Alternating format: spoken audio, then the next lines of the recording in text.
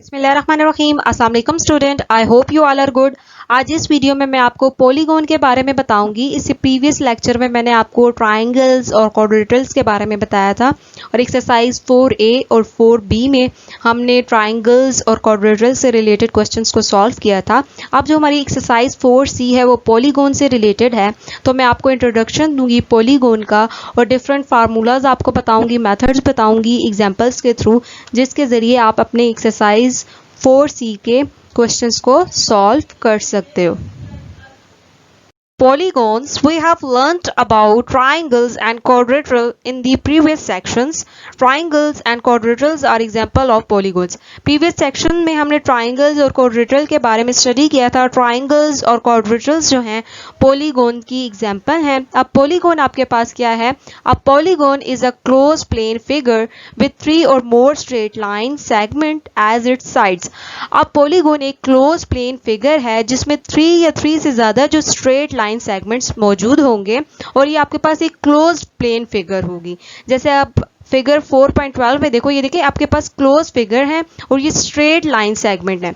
तो अगर आपके पास क्लोज फिगर हो और उसमें 3 या 3 से ज़्यादा जो है स्ट्रेट लाइन सेगमेंट हो और वो क्लोज हो तो वो पॉलीगॉन कहलाती है। अब अगर आप फिगर 4.13 में देखें तो ये देखिए आपके पास कर्व्ड है, तो ये पॉलीगॉन नहीं है। ये देखिए ये दोनों क्लोज नहीं है, तो ये भी पॉलीगॉन नहीं है। The first two polygon in figure 4.12 are called simple polygon. अब 4.12 में जो फर्स्ट टू फिगर्स हैं ये सिंपल पॉलीगॉन्स कहलाती हैं। ये क्यों सिंपल पॉलीगॉन्स कहलाती हैं? Because their boundaries do not cross themselves, क्योंकि इनकी बाउंड्रीज जो हैं वो एक दूसरे को क्रॉस नहीं करती। इसके साथ साथ इनकी जो लाइन सेगमेंट्स हैं वो आपस में इंटरसेक्ट नहीं करते। जबकि अगर आप फिगर 3 में देखें तो इनके लाइन सेगमेंट जो है आपस में इंटरसेक्ट करते हैं, तो ये सिंपल पॉलीगॉन्स नहीं हैं। अब अगर आप फर्स्ट फिगर में देखें तो आपके पास जो एंगल है वो 180 डिग्री से छोटे हैं, तो ऐसी पॉलीगॉन जिसमें आपके पास जो एंगल है वो 180 डिग्री से छोटे हों तो वो कन्वेक्स पॉलीगॉन कहलाती है। और अगर आपके पास जो एंगल है 180 डिग्री से बड़े हों तो वो जो पॉलीगॉन होती है वो कॉनकेव पॉलीगॉन कहलाती है। तो ये देखिए 4.12 में आपके पास ये जो फिगर है इसमें जो एंगल है 180 डिग्री से बड़े हैं, तो ये आपके पास कॉनकेव पॉलीगॉन है। अगर आप थर्ड पॉलीगॉन को देखें तो ये ना ही कन्वेक्स पॉलीगॉन है और ना ही कॉनकेव पॉलीगॉन है।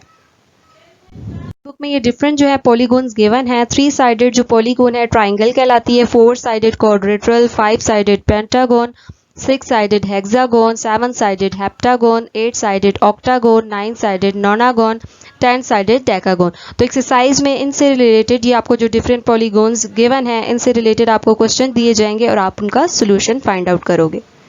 Polygons. A regular polygon is a polygon with all sides equal and all angles equal. अब रेगुलर पॉलीगॉन्स वो पॉलीगॉन्स होंगी जिसमें आपके पास जो साइड्स होंगी ना, तमाम जो साइड्स होंगी पॉलीगॉन में वो इक्वल होंगी और उसके सारे जितने भी एंगल उस पॉलीगॉन में बन रहे होंगे वो भी इक्वल होंगे। अगर आपके पास ऐसी पॉलीगॉन है कि जिसकी सारी साइड जो है वो भी इक्वल हैं और सारे जो एंगल हैं वो भी इक्वल हैं तो वो आपके पास रेगुलर पॉलीगॉन्स कहलाएंगी। आपके पास अगर पॉलीगॉन गिवन है तो उसमें जो आपके पास फार्मूला आप यूज़ कर सकते हो interior angle sum find out करने के लिए, आप यूज़ करोगे n-2 मल्टीप्लाई 180 डिग्री। आप ये फार्मूला यूज़ कर सकते हैं sum of interior angle find out करने के लिए। अब यहाँ पर ये जो n है, n से मुराद है नंबर ऑफ साइड्स जो आपको पॉलीगॉन की गिवन होंगी। तो ये फार्मूला यूज़ करके अगर आपको एक पॉलीगॉन गिवन है तो आप उसका sum of interior angle find out कर सकते हो। नंबर 6 देखिए, आप calculate the value of a in the figure. आप ये जो आपके पास ए है ये अननोन है, आपने इसकी वैल्यू जो है फाइंड आउट करनी है।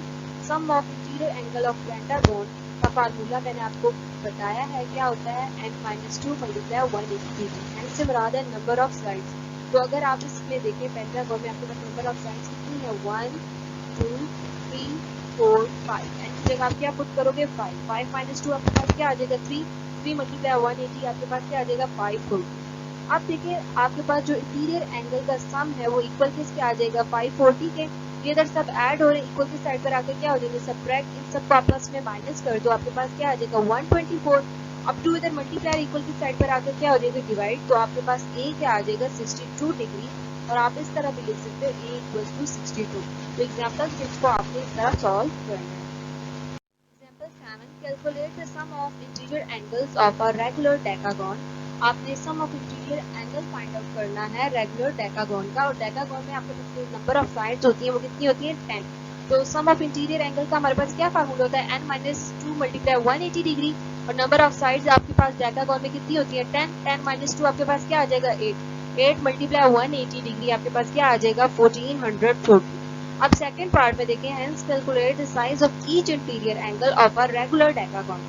अब आपने साइज कैलकुलेट करना है। अब साइज कैलकुलेट करने के लिए आपके पास क्या फार्मूला होता है, sum of interior angle divided by total number of sides. तो सम ऑफ इंटीरियर एंगल अभी आपने फाइंड आउट किया है 1440, आप पुट कर दो, नंबर ऑफ साइड्स आपके पास कितनी है 10, दोनों को डिवाइड कर दें तो 144, तो आपके पास साइज क्या आ गया है 144 डिग्री। तो इस तरह आपने एग्जांपल 7 को सॉल्व करना है।